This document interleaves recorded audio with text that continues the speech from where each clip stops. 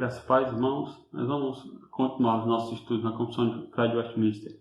Nós estamos aí no capítulo número 3, capítulo que trata da doutrina dos decretos eternos de Deus. Nós vimos já a sessão número 1, onde basicamente a Confissão de Fé afirma que Deus, desde toda a eternidade, ordenou tudo aquilo que acontece de forma livre e inalterável. Ou seja, ele faz tudo segundo o conselho da sua própria vontade e tudo quanto ele estabeleceu, desde a eternidade, vai acontecer.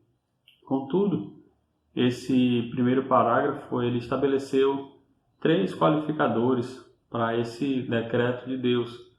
O primeiro deles é de lembrar que, ainda que tudo acontece de acordo com o decreto de Deus, Deus não é o autor do pecado. E aí a gente tem que ver sempre a questão da causa primária e as causas secundárias. Então Deus não é autor do pecado, não é autor do mal, a gente viu isso no ponto 1. A segunda baliza, o segundo qualificador, é de que nesse decreto também a vontade da criatura ela não é violada. O homem não é forçado a agir de maneira pecaminosa ou de qualquer outra forma, que não de acordo com a sua livre agência, de acordo com a volição do seu interior. Mas veja que até mesmo isso está dentro dos decretos de Deus. E, em terceiro lugar, é dito que a contingência e a liberdade das causas secundárias também não é tirada, né? As coisas vão acontecer livremente, mas de acordo com o decreto eterno de Deus. As causas secundárias são utilizadas para se chegar aos fins que Deus propôs desde o início. Então, hoje, a gente vai trabalhar o parágrafo número 2. O parágrafo número 2 ele vai afunilar um pouco a questão da doutrina do conhecimento de Deus. Ele vai voltar a isso para deixar claro para a gente que esse decreto eterno de Deus ele é baseado unicamente na livre vontade de Deus, não na vontade do homem, não em qualquer coisa que Deus tenha antevisto, Deus tenha olhado para frente e assim visto que algo ia acontecer de forma A, B ou C, e porque essas coisas iriam acontecer assim, então ele escolhe no seu decreto fazer como ele fez. Não, vai mostrar que Deus é absolutamente soberano. Então o seu conhecimento não o informa para que ele decrete as coisas, mas justamente o contrário, é o decreto de Deus, a vontade de Deus que vai determinar o seu decreto. Então esse parágrafo 2 da Confissão de Fé diz assim, que é o capítulo 3, parágrafo 2. Mesmo sabendo tudo quanto pode ou há de acontecer em todas as circunstâncias imagináveis, Deus não decreta coisa alguma por havê-la previsto como futura, ou como coisa que haveria de acontecer em tais e tais condições. Então, como eu já disse, esse parágrafo 2 do capítulo 3, ele não se ocupa em desenvolver a doutrina da liberdade do homem. Ele está voltando mais uma vez para a doutrina do conhecimento de Deus. A Confissão de Fé ela vai tratar sobre a questão do arbítrio do homem, da vontade do homem, de maneira mais específica, no capítulo 9. Então, bem mais adiante, quando vai tratar de maneira específica da área da antropologia. Aqui a gente ainda está na teontologia, na doutrina de Deus. Então, o capítulo vai retornar aqui sobre Deus, falando especificamente da questão da presciência de Deus. Então, aqui nós somos lembrados que Deus ele já sabe todas as coisas. Como a gente já viu lá no capítulo 2, lá no parágrafo 1, que diz que Deus ele é infinito em suas perfeições e na infinitude de suas perfeições ele é onisciente, ele tem o conhecimento completo de todas as coisas presentes, passadas e futuras. E não só isso. No capítulo 2, no parágrafo 2, nós vimos também que tudo está patente aos olhos de Deus. Então, já foi afirmado que Deus vê de forma límpida, todas as coisas estão abertas diante dos seus olhos, sejam as coisas da superfície, aquilo que nós podemos ver, tocar, aquilo que está aos olhos do homem hoje, ao alcance do conhecimento do homem, tal como aquilo que o homem não conhece, ou aquilo que está mesmo dentro do interior do homem, aquilo que não é revelado a nós, Deus também conhece.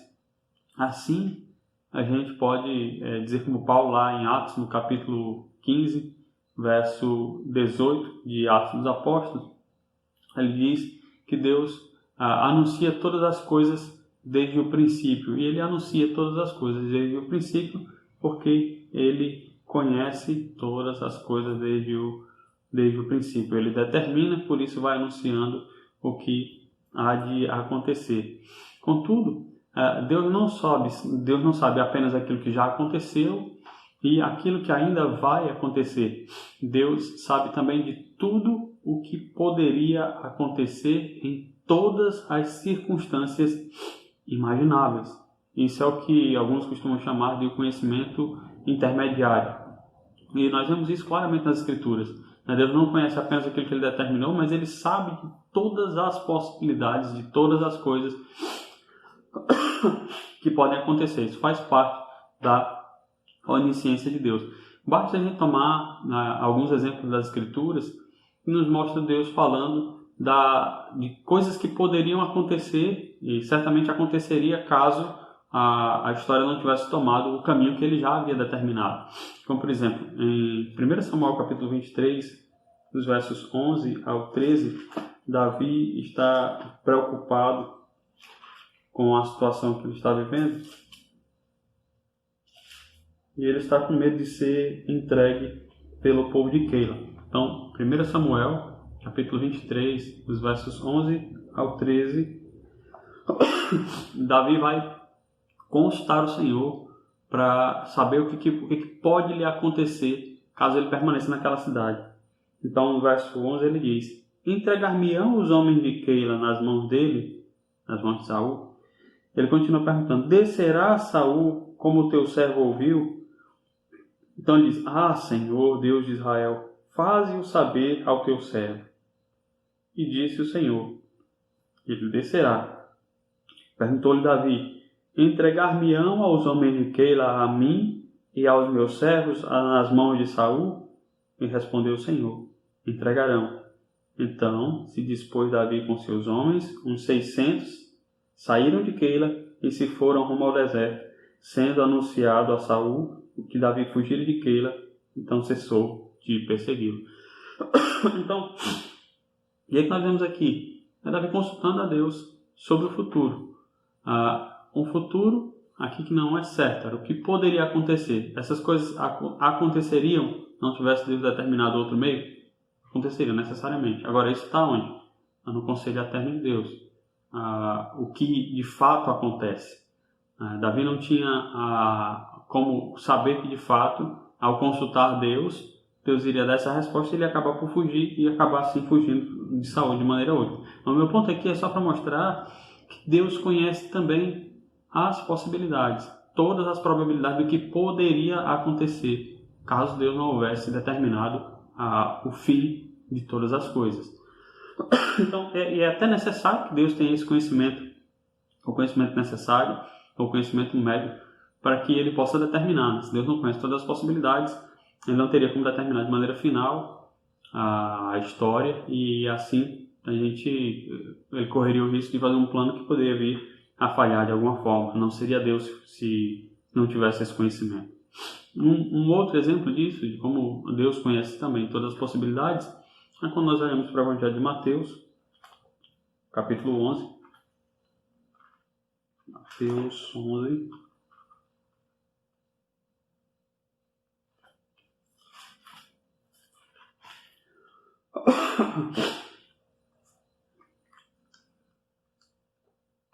Os versos 21 ao 23, onde ele diz assim, o contexto aqui, Jesus está falando das cidades que não haviam se arrependido por conta da pregação. Então, verso 21 ele diz: ai de ti, Corazim, ai de ti, Betsaida, porque se em Tiro e Sidom se tivessem operado os milagres que em vós se fizeram, há muito que elas teriam se arrependido como pano de saco e cinza. Contudo, vos digo que no dia do juízo haverá menos rigor para Tiro e Sidom do que para vós outras. E tu, Cafarnaum, elevar-te-ás porventura até o céu, descerás até o inferno, porque se em Sodoma se tivessem operados os milagres que em ti se fizeram, teria ela permanecido até o dia de hoje. Então veja que ele está falando das possibilidades e que, sendo Deus que está falando, são possibilidades certas. E vejam que são possibilidades tão certas que Deus diz que haverá menos juízo para essas cidades do que para as quais o Senhor Jesus está falando aqui e agora. Por quê? Por conta da grandeza da revelação que está tendo nesse tempo, né? Pelo que eles viram agora, que era muito maior do que aquela cidade já tiveram, eles se tornam mais culpados. Então a possibilidade existe, Deus a conhece e a anuncia aqui. Então Deus conhece não apenas tudo o que aconteceu, tudo o que acontece e o que acontecerá, mas Ele conhece também todas as possibilidades. Então, contudo, embora Deus saiba tudo daquilo que, quanto pode ou há de acontecer em todas as circunstâncias, isso não significa que essas influenciam a decisão dele ou o plano de Deus. Essas coisas que Deus antevê não vão influenciar o plano do Senhor. O que tiver de acontecer, vai acontecer, porque assim o Senhor escolheu. Falando de outra forma, Deus não decreta coisa alguma por havê-la previsto como futura. Isso aqui é o que nos diz a confissão de fé. Então Deus vai decretar as coisas pela sua livre vontade. É interessante porque, assim, de uma certa forma, nós podemos falar dos decretos de Deus, de que alguns decretos de Deus eles são condicionais. Entenda condicionais aqui entre aspas, né? É uma maneira de falar. É no sentido de que algo deve, quando Deus decreta, Deus pode decretar alguma coisa que deva acontecer antes do que outra coisa futura. Assim, aquela coisa futura ela não acontece antes que uma condição anterior seja determinada. É como se Deus determina não só o fim, mas o meio. Então, do nosso ponto de vista, o meio ele pode parecer condicional, mas ele tem que acontecer daquela forma para que o fim seja alcançado. Então, os fins e os meios são aí decretados pelo próprio Deus. Então, do nosso ponto de vista, parece que é algo condicional. Por exemplo, em Atos capítulo 27, nós vemos o naufrágio do apóstolo Paulo. Atos capítulo 27. E no verso 31,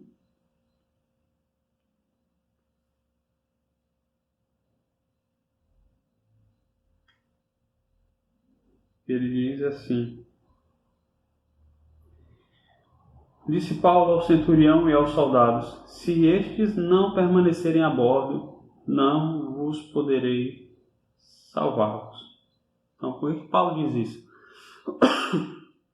Houve um naufrágio quando Paulo estava sendo levado preso para estar diante de César em Roma para responder sobre as acusações que contra ele pesavam. E quando o barco ele está para afundar, Paulo ele tem uma revelação, e nessa revelação Deus disse que salvaria todos os que estavam com ele no barco. Então, Deus havia decretado salvar aqueles homens. Esse anúncio foi feito a Paulo. Só que qual é a condição que precisava ser cumprida? Que também foi determinada por Deus, que aqueles homens permanecessem no barco. Então, do nosso ponto de vista, se eles saudassem no barco, certamente eles morreriam. Ali é a condição. E tanto é que Deus torna isso claro a Paulo para que ele anuncie, para que ele advirta aqueles homens de que eles deveriam ficar no barco e não lançar os botes, como eles iam fazer nos versos seguintes, para tentar fugir. Então, Deus decretou o fim, que era salvar aqueles homens, mas decretou também o meio, que aos nossos olhos parecia uma condição, que era o fato deles permanecerem no barco. Para que aquilo se cumprisse, lógico, deveria se cumprir, Paulo teve que anunciar àqueles homens essa verdade de Deus. Então, ao anunciar, aqueles homens tomam a palavra de Deus como verdade, permanecem no barco e assim se cumpre tudo que Deus havia determinado. Então, Deus determinou o fim, salvar aqueles homens, Deus determinou o meio, fazendo com que eles permanecessem no barco. E para que eles permanecessem no barco, Deus deu a palavra a Paulo e Paulo anunciou ela aos seus companheiros de viagem. Sem isso, certamente esses homens sairiam, o fim seria um outro diferente. Mas como Deus determinou, assim vai acontecendo. Os fins e os meios. Um outro exemplo que a gente pode dar disso, de que o decreto parece condicional, é que, por exemplo, Deus resolveu salvar pessoas da ira vindoura, mas Deus decretou salvar as pessoas através da fé em Cristo Jesus, e essas pessoas deviam crer e se desviar dos seus maus caminhos. Então Deus decreta o fim, salvar, mas Ele decreta também o meio, crer. Para a gente não tem o conhecimento de Deus, do decreto eterno de Deus, parece condicional, crer ou não crer. A gente tem que estar lembrado, a gente tem que se lembrar que essa fé que nós exercemos para sermos salvos foi a fé que o próprio Deus determinou que nos daria, a fé que era necessária para a salvação. Então, tantos quanto Ele ordenou para a vida, Ele também deu o meio necessário para que aquela pessoa chegasse à salvação, para que se cumprisse aquilo que diz. E assim, as Escrituras vão nos afirmar que aqueles que são predestinados são também chamados eficazmente. Vejam o que Paulo diz em Romanos, no capítulo 8, o verso 30.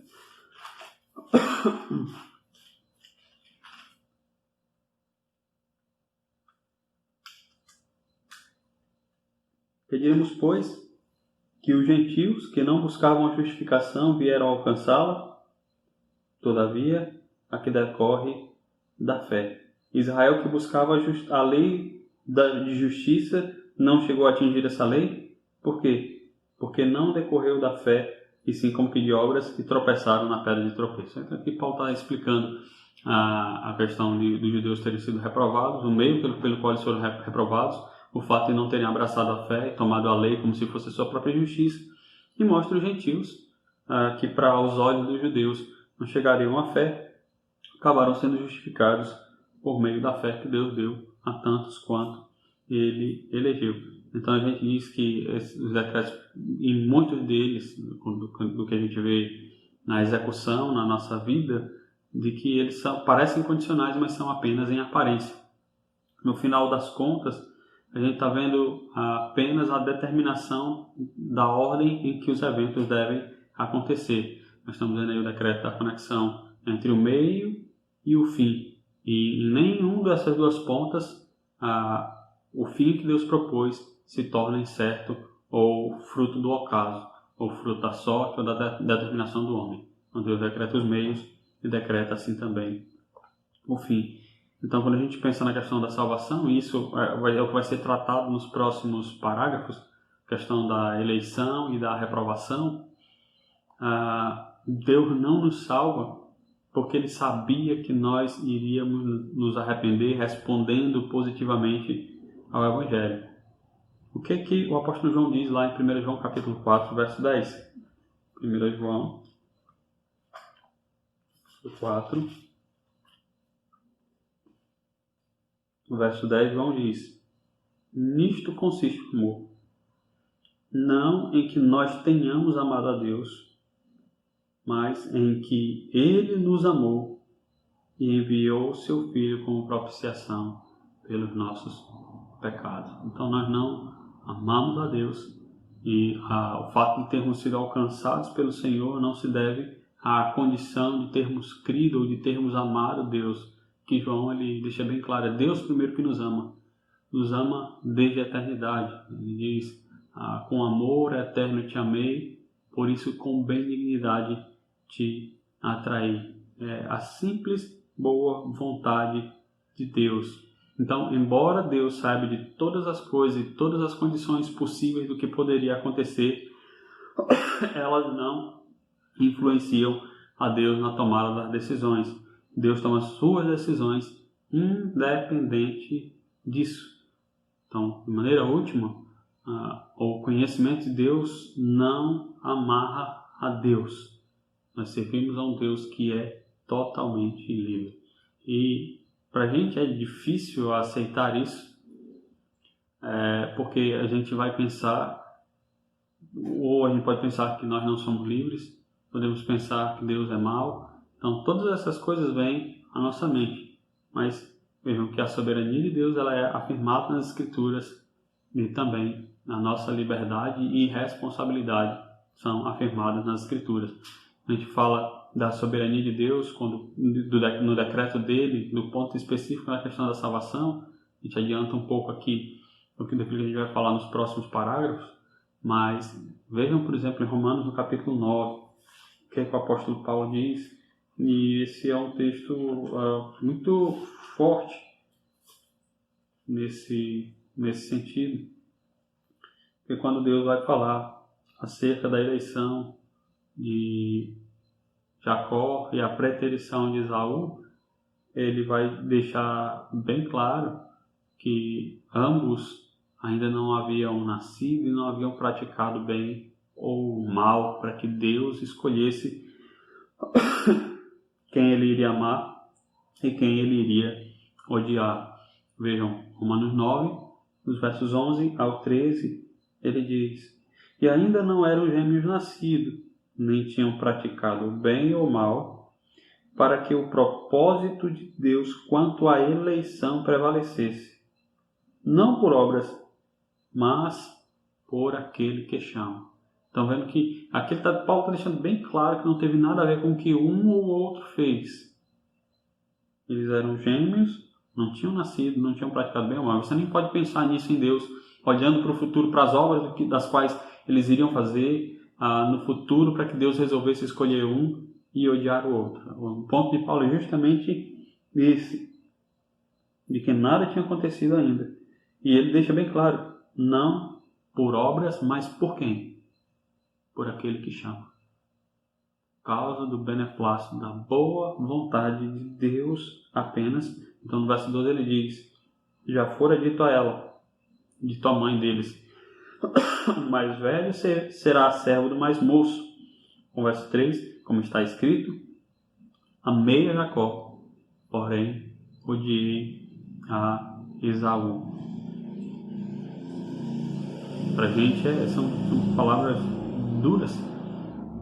E ele continua reafirmando as mesmas coisas, que Deus é soberano.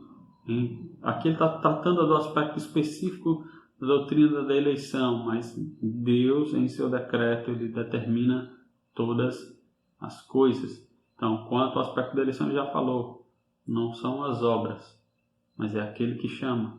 Depois, mais adiante, nos versos 14 e 15, essa é a nossa pergunta. Então, há alguma injustiça da parte de Deus por fazer isso, por escolher assim?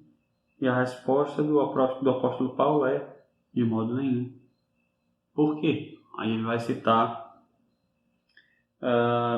Êxodo 33:19, quando Deus diz a Moisés: terei misericórdia de quem me aprouver ter misericórdia, e compadecer-me-ei de quem me aprouver ter compaixão. Está na escolha do próprio Deus. Se não fosse assim, se não fosse a livre escolha de Deus, isso seria se Deus devesse, na realidade, salvar todo mundo, seria uma lei, não seria livre. Deus necessariamente teria que fazer e seria mal se não fizesse. Mas aqui ele está deixando bem claro que ele tem misericórdia de quem quer ter misericórdia. Misericórdia você dá a quem quer, não é aqui a obrigação de Deus. Aí a gente então Paulo continua na mesma argumentação, lá no verso 19, Paulo toma aí o resmungar dos judeus e talvez o nosso resmungar, a não entender a doutrina. Aí ele diz no verso 19, tu porém me dirás, de que se queixa ele ainda? Pois quem jamais resistiu à sua vontade? É como se a gente estivesse tentando lançar sobre Deus a culpa da nossa rejeição de maneira final, esquecendo os nossos pecados, esquecendo da nossa livre-agência e de todas as coisas. É como se tentássemos jogar a culpa em Deus. Como Paulo responde a isso? Paulo responde nos versos 20 e 21 o seguinte: Quem és tu, ó homem, para discutires com Deus? Porventura pode o objeto perguntar a quem o fez, por que me fizeste assim? Ou não tem o oleiro direito sobre a massa para do mesmo barro fazer um vaso para honra e outro para desonra? Nós não somos nada. Nós, na nossa pequenez, na nossa indignidade, devemos nos recolher a quem somos. Entendemos quem somos: pequenos, falhos, frágeis, criaturas pecadoras que carecem da graça de Deus. Nós devemos confiar no conselho daquele que é mais sábio, e aquele que é totalmente santo, totalmente justo, aquele que faz tudo o que faz de maneira boa, santa e agradável. E todo o propósito de Deus é santo, é reto, é justo e é bom. Então, tanto na eleição quanto na reprovação, ele assim também o é. Isso deve nos humilhar, entendermos a diferença, a distinção criatura e criador, a separação santo, profano.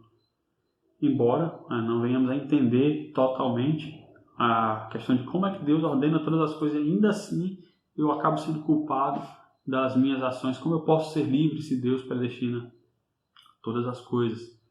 E esse ponto a gente não sabe como responder, e é o que a gente deve apelar para o mistério de Deus.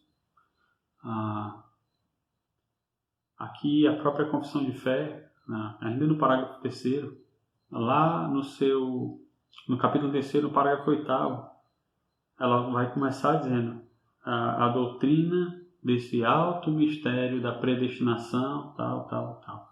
Por quê? Porque, logicamente, nós não conseguimos arranjar de maneira adequada. O que nós precisamos fazer, então, é aceitar as duas verdades que as Escrituras nos impõem: que Deus conhece todas as coisas, que Deus ordenou todas as coisas e que nós somos agentes livres e responsáveis pelas nossas ações.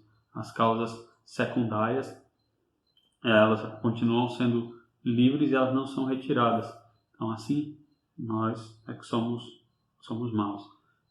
Olhando nos comentários da Confissão de Fé, nesse ponto, do pastor Robert Shaw, ele cita o Dr. Dick, e ele diz assim, falando acerca da conciliação entre esses dois pontos. Ele diz: nenhum homem deveria se envergonhar de reconhecer a sua ignorância. Não é requisito de nós reconciliar os decretos de Deus com a liberdade humana. É suficiente saber que Deus decretou todas as coisas que acontecem e que o homem é responsável pelas suas ações. Essas duas coisas são afirmadas nas Escrituras. Ele diz: de ambas as verdades somos assegurados pelas Escrituras. E o último, a questão da responsabilidade, é confirmado pelo testemunho da consciência.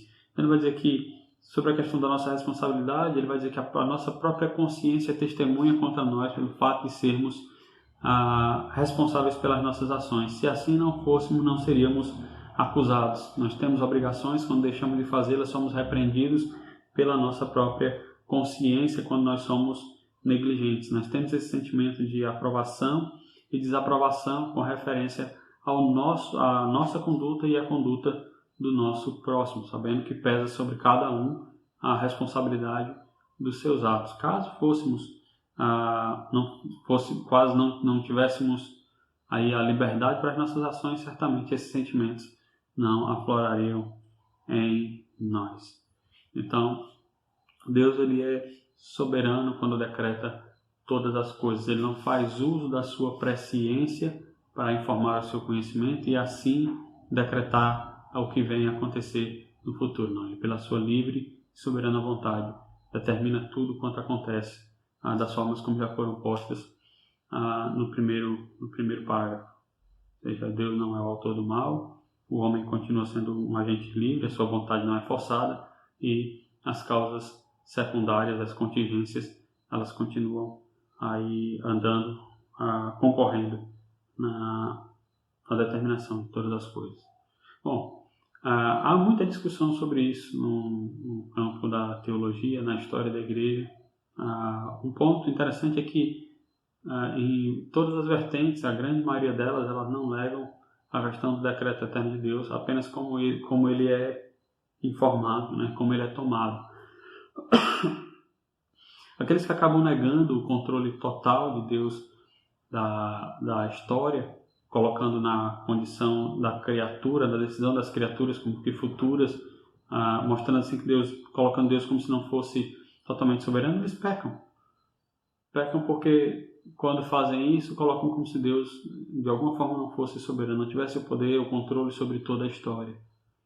E aí a gente vê a falha do ensino, ou do que se crê, com o que se pratica, quando você vê os que afirmam essa doutrina de alguma forma se dobrando diante de Deus e orando, pedindo a Deus que mude tais e tais circunstâncias. Ele não seria soberano ou poderoso para fazer isso, uma vez que a determinação dos homens barraria essa ação de Deus. Né? Principalmente para falar na questão da soteriologia, Deus não poderia salvar o homem se o homem assim não quisesse. Por outro lado, a gente vê o erro também daqueles que creem na completa soberania de Deus, em determinar todas as coisas, e que dia após dia, e via de regra esse é o nosso pecado, é o nosso pesar. Nós, dia a dia, acabamos murmurando quanto às circunstâncias às quais nós vivemos, quanto aos eventos que acontecem, seja do menor ao maior, seja do errar, por exemplo, aqui acertar uma mão nesse copo d'água, derramá-lo por aqui sobre a mesa e praguejar de alguma forma, isso seria um pecado contra Deus, que de maneira última isso aí estaria ordenado também. Eu seria o responsável, mas acabaria praguejando contra Deus, sabendo que Ele tem o controle sobre todas as coisas e que eu sou responsável. Então, conhecendo que Deus tem o controle sobre todas as coisas, nós devemos, como nos ensina lá o Catecismo de Heidelberg, mostrar que até mesmo as coisas más, nem mesmo a morte é algo ruim, uma vez que Deus tem o controle de todas as coisas, porque isso Ele também ordena para as nossas vidas. Então, quando nós murmuramos, nós pecamos contra Deus, pecamos contra a sua santidade, contra a sua sabedoria, falando mal do seu decreto, daquilo que Deus, da forma como Deus dispôs a história. Então aí nós vemos como somos falhos. Tanto muitas vezes no entendimento da doutrina e, acima de tudo, sempre na prática daquilo que nós cremos, nós acabamos também pregando uma coisa, acabamos vivendo outra, e nisso nós precisamos da graça e da misericórdia de Deus. Talvez a pergunta que alguns se façam agora é: bom, se é assim mesmo, pastor, então por que aquele que crê na predestinação ainda ora? A gente ainda ora justamente porque esse foi o meio ordenado por Deus pelo qual Ele haveria de nos abençoar. Como eu disse, Deus determina o fim, mas também tem o meio. O meio, ele necessariamente deve acontecer. Então, quando o Senhor Jesus diz: pedi e dá-se-vos-á, batei e abri-se-vos-á, nos ensinando a orar, ele está dizendo que o meio ordinário pelo qual Deus atende ao pedido, ao clamor do seu povo é por meio da oração. Então, crendo que Deus determina tanto os meios quanto o fim, nós devemos humildemente nos curvar diante do Senhor e pedir certo de que Ele, na sua boa vontade, de nos responder. Então, a gente vai parar por aqui. Na próxima semana, nós continuamos no capítulo 3, parágrafo 3º, e provavelmente nos próximos vídeos a gente vai fazer uma condensação desses pontos, o contrário do que a gente viu nos pontos anteriores, que nós acabamos dividindo alguns parágrafos em vários vídeos, porque eles eram até bem extensos, mas nesse talvez a gente condense alguns parágrafos em um vídeo só, para tratar de coisas que são semelhantes e que talvez para não ficar repetindo tantos conceitos que estão bem próximos, ligados uns aos outros, que vão ser tratados até o final desse capítulo. Então, que Deus em Cristo nos abençoe e até o próximo estudo.